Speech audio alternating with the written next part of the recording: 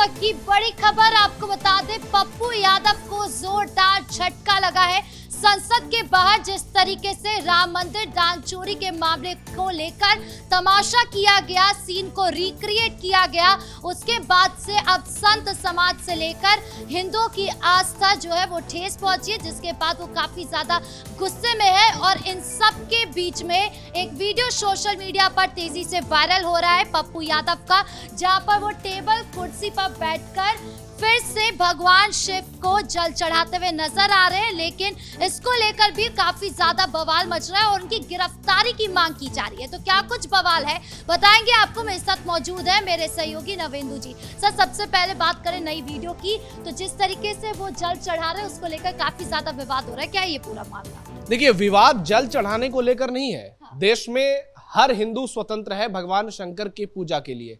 हर कोई सावन के पवित्र महीने में भगवान शिव की आराधना करता है। लेकिन दूसरी तरफ पप्पू यादव जैसे भी लोग हैं, आम नहीं है, वो सांसद हैं, वो पूर्णिया क्षेत्र के तमाम मतदाताओं के रिप्रेजेंटेटिव हैं और बिहार में एक बड़े राजनीतिक चेहरे हैं। लेकिन जिस तरीके से पप्पू यादव तुष्टीकरण की राजनीति कर रहे हैं, उसने पप्पू यादव को जोरदार झटका दिया है। देश की संसद परिसर में सरेआम खुलेआम दिन दहाड़े हिंदुओं का जो अपमान किया है पप्पू यादव ने, पूरा देश आग बबूला है। आप मतलब वीडियो में देख सकते हैं किस तरीके से ये नौटंकी की गई है। मतलब ठीक है, लोग कह रहे हैं कि राम मंदिर में चोरी हुई, उस पर एक्शन हो रहा है, वो नहीं होना चाहिए था। हिंदुओं की आस्था के साथ जो खिलवाड़ हुआ है, हम लगातार उसका विरोध कर रहे हैं और योगी आदित्यनाथ की अगुवाई में चीजों को संभालने की पूरी कोशिश की जा रही है। लेकिन पप्पू यादव ने ये जो तमाशा किया, ये क्या दिखाने की कोशिश है? आप भगवा कपड़े पहनकर आते हैं, साधु संत के भेष में आते हैं, माला रुद्राक्ष पहने रहते हैं और उसके बाद चोरी की एक्टिंग करते हैं। यानी आप देश के साधु संतों को चोर साबित करने में लगे हैं। आप देश के साधु संतों का अपमान कर रहे हैं और इस अपमान में ये सारे हिंदू विरोधी इनके साथ शामिल हैं। राहुल गांधी से लेकर तमाम राजनेता, अवधेश प्रसाद, भगवान श्री राम की नगरी से जीत का सौभाग्य मिला, लेकिन उसके बावजूद देखिए किस तरीके से ये लोग तमाशा कर रहे हैं। और इतना ही नहीं, दान चोरी की जो एक्टिंग हो रही है, आप देखिए उस एक्टिंग में किस तरीके से ये फ्लॉप नजर आ रहे हैं। राहुल गांधी चप्पल पहनकर दान कर रहे हैं, दूसरे सांसद चप्पल पहनकर दान पेटी में पैसे डाल रहे हैं। पैसे डालने नहीं दिए जा रहे हैं, पप्पू यादव के द्वारा उसको इस तरीके से पेश किया जा रहा है कि जो पुजारी होता है मंदिर का, वो पैसे को चुरा लेता है। अगर इतना ही ज्यादा आपको इस देश की चिंता है, लोगों की चिंता है, चढ़ावे की चिंता है, तो किसी मस्जिद के बारे में बोलकर देखो, किसी मजार के बारे में बोलकर देखो, वहां किस तरीके की धांधली होती है, कभी उस पर बोलकर देखो। कभी अजमेर शरीफ के बारे में इन लोगों ने कुछ कहा है क्या? अगर मैं बोलने लगूंगा तो अभी घंटों बीत जाएंगे अजमेर शरीफ में क्या कुछ हुआ है। और राम मंदिर में तो ऐसा कुछ भी नहीं हुआ था, चोरी हुई है, बहुत ही शर्मनाक बात है और इसके लिए सरकार एक्शन ले रही है। हमने देखा कि बहुत सारे लोगों का इस्तीफा करा दिया है और जितने भी चोर थे वो जेल में हैं, उनसे लगातार पूछताछ की जा रही है। लेकिन उसमें कोई साधु संत नहीं था। टीनू यादव अखिलेश यादव का सबसे करीबी है, जिसने इस मामले की सबसे पहले जानकारी अखिलेश यादव को दी, यानी इसका पूरी तरह से राजनीतिकरण कर दिया। उसके अलावा अविनाश शुक्ला, अनुकल्प शुक्ला, आप देखिए जो बैंक वाले कर्मचारी हैं श्रीवास्तव जी, इसके अलावा कितने लोग इसमें शामिल रहे, मनीष यादव, ये सारे लोग जेल में हैं। लेकिन इस चोरी से किसी पुजारी का, किसी साधु संत का कोई लेना देना नहीं है। लेकिन चूंकि राजनीति करनी है मुसलमानों को खुश करने की, तो हिंदुओं को अपमानित करो, हिंदुओं को पूरी तरह से गुमराह करो। ठीक है, आपकी शिकायत हो सकती है देश की सरकार के साथ, आपका विरोध नरेंद्र मोदी, योगी आदित्यनाथ के साथ हो सकता है, बीजेपी के साथ हो सकता है, लेकिन देश के हिंदुओं ने आपका क्या बिगाड़ा है? सावन के महीने में एक मौलाना है जर्जिस अंसारी, वो कह रहा है कि ब्रह्मा जी ने भगवान शिव का खतना कर दिया था। मतलब देखिए, बेशर्मी की पराकाष्ठा तक ये लोग पहुंच गए हैं।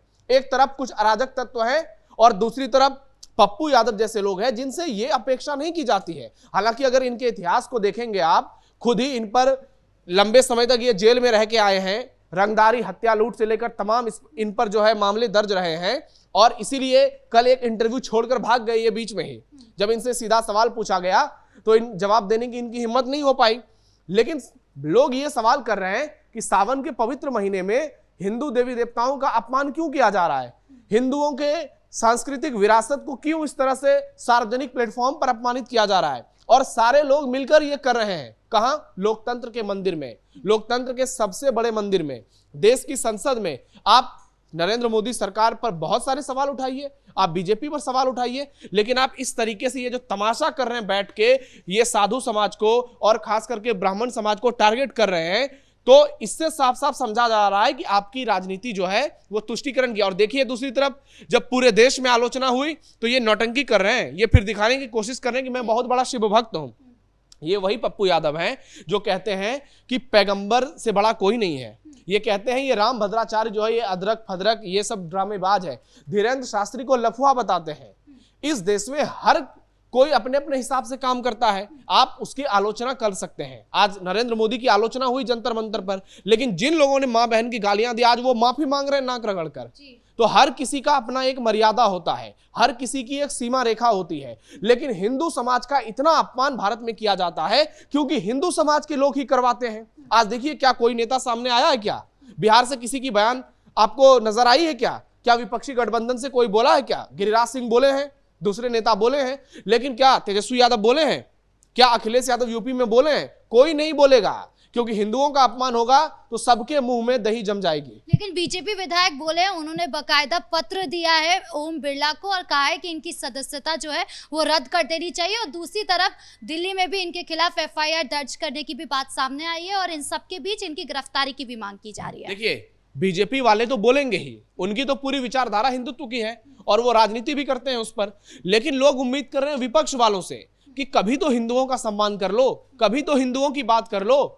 ठीक है, आप राम मंदिर इतने दिनों तक नहीं गए हैं, कम से कम राम भक्तों की लाज तो समझो। लेकिन जिस तरीके से ये खुलेआम अपमान कर रहे हैं, ठीक है पप्पू यादव बहुत बहुत बड़े व्यक्ति हैं, लोगों की बहुत मदद करते हैं, सारी बातें अपनी जगह है, लेकिन ये जो धार्मिक एंगल ला करके ये डिवाइड करने की कोशिश करते हैं, हिंदू धर्म को नीचा दिखाते हैं, वो क्या है? मतलब संसद परिसर में अभी आतंकी, आपने देखा दिल्ली में ताहिर हुसैन को उम्र कैद की सजा हुई है। क्या आप ताहिर हुसैन का वेश धारण करके संसद में आए? आपको दिखाना चाहिए था। क्या किसी आतंकी को कभी फांसी हुई है, कभी सजा हुई है, क्या आपने उसका वेश धारण करके आए? और आपने सरकार को किसी न किसी तरीके से यह दिखाने की कोशिश की कि हम भी आपके साथ खड़े हैं। आपने कभी दूसरे का वेशभूषा धरा किसी मौलाना का? आप देखिए इतने जगह देश में बवाल हो रहा है, लेकिन कहीं भी कोई भी मौलाना का विरोध नहीं करता है। बहुत सारे मौलाना आजकल जो है वो दुष्कर्मी निकल रहे हैं और एक से एक घटिया मौलाना हमारे देश में मौजूद हैं जो दिन भर हिंदू देवी देवताओं को गाली देते हैं। उसके अलावा मस्जिद में नाबालिगों के साथ दुष्कर्म करते हैं और चोरी करते हैं, दूसरे के पत्नियों को जो है उससे निकाह करने का ऑफर देते हैं। कल की दैनिक भास्कर की रिपोर्ट है। लेकिन क्या किसी मौलाना का अवतार धरा है पप्पू यादव ने? छांगुर बेनकाब हुआ था यूपी में, धर्मांतरण करा रहा था। किसी लव जिहादी का इन्होंने वेश धारण किया है? ये नहीं करेंगे, क्योंकि हिंदुओं का अपमान इनको करना है। और ये जो जेंजी हैं, आप देखिए कितने लोग इसमें विरोध कर रहे हैं इनका, क्योंकि किसी को मतलब ही नहीं है। सब कहेंगे कि धर्म जो है वो बाद में हम उसके बात करेंगे, हमारे लिए तो सेकुलरिज्म है, हमारे लिए तो पहले विकास है। अरे इतना ही अगर सब कुछ है तो फिर एक छोटे से मुद्दे पर ये सारे मुस्लिम देश एक कैसे हो जाते हैं?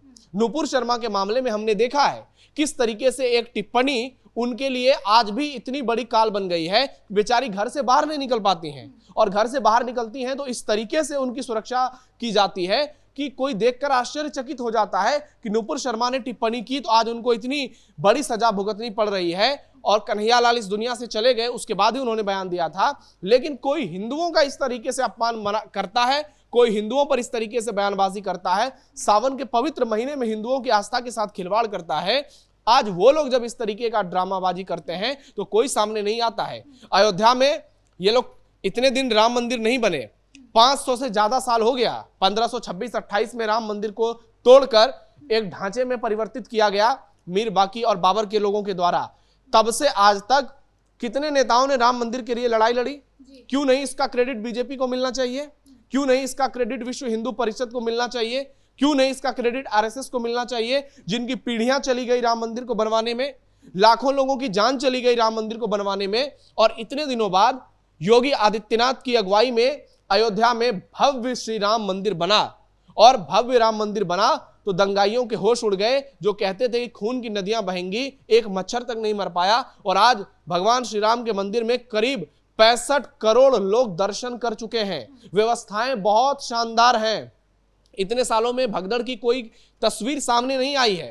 पूरे अयोध्या का कायाकल्प हो गया है। इंटरनेशनल एयरपोर्ट से लेकर आप देखिए अयोध्या में आज किस चीज की कमी है। लेकिन अगर चोरी हुई है तो वो गलत हुई है। इसका मतलब नहीं कि सारे राम भक्त चोर हैं, सारे साधु संत चोर हैं। और जिसने चोरी की है वो ना ही साधु संत है, ना ही मंदिर का पुजारी है, ना ही मंदिर की पूजा पाठ से उसका कोई लेना देना है। तो ऐसे में ये बार बार जो हिंदुओं को बदनाम करते हो, ये नाटक बंद करो, नहीं तो देश की जनता अगर बीजेपी से नाराज होकर बीजेपी के खिलाफ वोटिंग करके 240 पर ला सकती है तो इन विरोधियों को 0 सीटों पर सिमटा सकती है। और हिंदू समाज अपना अपमान हमेशा नहीं सहेगा।